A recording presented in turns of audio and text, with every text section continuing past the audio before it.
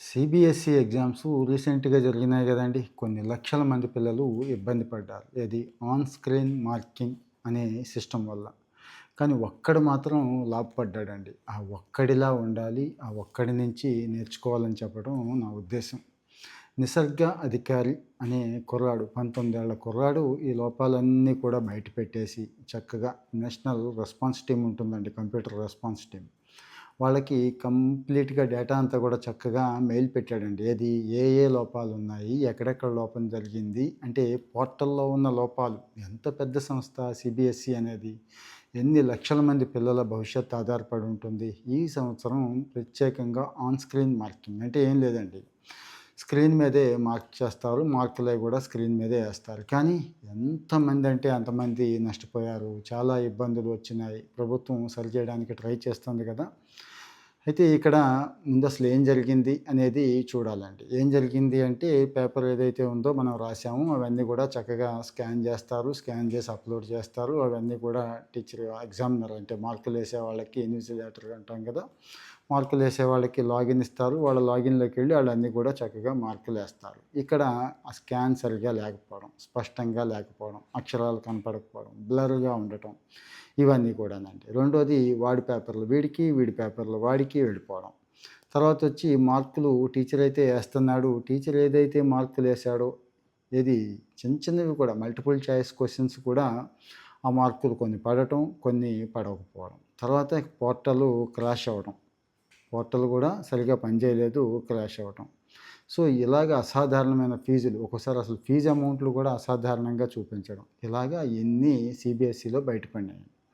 ఒప్పుకున్నారు. అందరూ కూడా ఒప్పుకున్నారు. అధికారులు ఒప్పుకున్నారు. మంత్రి గారు కూడా ఒప్పుకున్నారు. సరి చేయిస్తున్నారు. సరే. ఓకే. ఇది పక్కన పెడదాం. ఇక్కడ విషయం ఏంటంటే, మొత్తం ఇక్కడ సిబిఎస్ఈ ఈ ఎపిసోడ్‌నంతా కూడా బాగా వాడుకుంది. వాడుకోవడం అంటే ఆ మాటకొస్తే బయట పెట్టింది. ఉపయోగపడేలా చేసింది. అంటే అతని ఎఫర్ట్ అంతా కూడా అందరికీ ఉపయోగపడింది. ఒక కుర్రాడు నిసర్గ అధికారి అనే కుర్రాడు. ఈ కుర్రాడిని ఐఐటీ కాన్పూర్ పిలిచి సైబర్ సెక్యూరిటీ ఎక్స్‌పర్ట్‌గా వాళ్ళు చక్కగా ఉద్యోగం ఇచ్చేశారు. గుర్తుంచుకోండి. చదువు కాదు, సీట్ కాదు. ఉద్యోగం ఇచ్చేశారు. ప్యాకేజ్ కూడా మంచిదే ఇచ్చారు. ఎంత అనేది చెప్పలేదు గానీ, స్వయంగా వీసీ గారే బ్లాగులో రాసుకొచ్చాడు. మీరు కూడా చెక్ చేసుకోవచ్చు. ఇతను ఎథికల్ హ్యాకర్ అండి.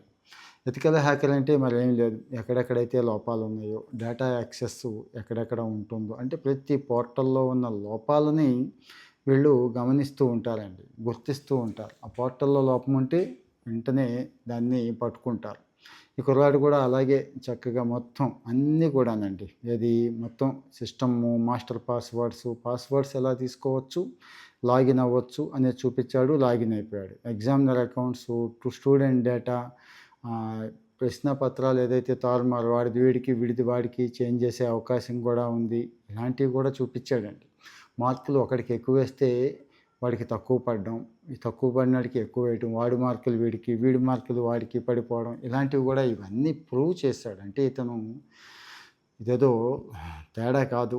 అతను తప్పు చేయాలని కాదు.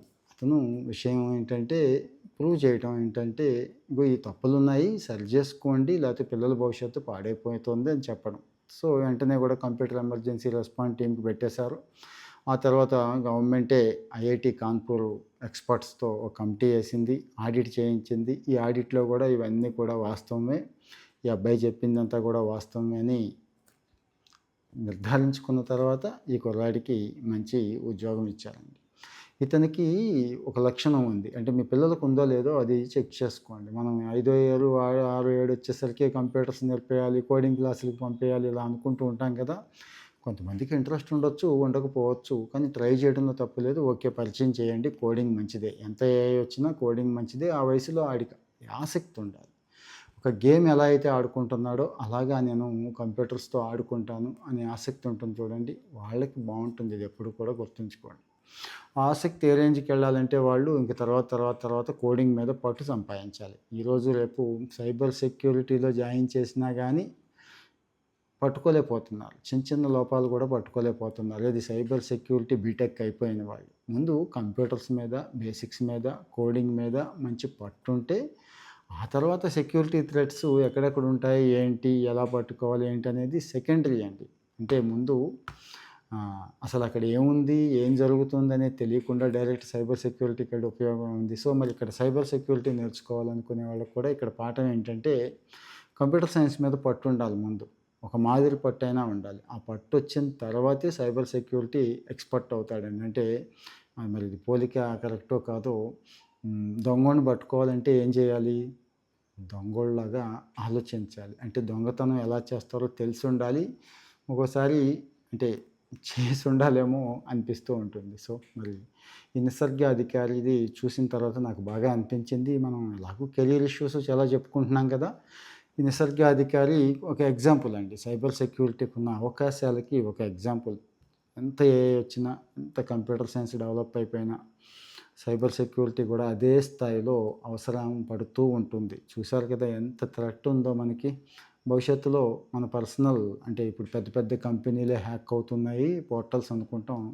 మన పర్సనల్ సోషల్ మీడియా కూడా హ్యాక్ అయిపోయినా గానీ ఆశ్చర్యపోవక్కర్లేదు. హ్యాక్ చేసేసి నాకు అంత ఇస్తావా? లేకపోతే ఇంత ఇస్తావా? ఇస్తానంటే ఇస్తాను. లేకపోతే ఇవ్వను. బిట్‌కాయిన్ రూపంలో పే చెయి. ఇలాంటివి కూడా వస్తాయి. ఆల్రెడీ స్టార్ట్ అయినాయి కదా! సో, ఆ రేంజ్‌కి ఎళ్తుంది అనేది ఒక ఆలోచన ఉంది. అంటే అనుకుంటున్నారు. ఏఐ టూల్స్ అవి వాడితే హ్యాక్ చేయటం అది కూడా ఈజీయే అని చెప్పి. మరి దానికి యాంటీ హ్యాకింగ్ అంటే ఎథికల్ హ్యాకింగ్ చేసేవాళ్ళు చాలా చాలా అవసరం కాబట్టి ఇదిగో ఈ ఈ ఈ మెసేజ్ నేను ఇస్తున్నాను. సో, మరి ఎలా అనిపించిందో చెప్పండి. ఓకే. బావుందనుకుంటే కంటిన్యూ చేద్దాం. ఇలాంటివి కూడా చెప్పుకుంటూ ఉందాం. షేర్ చేయడం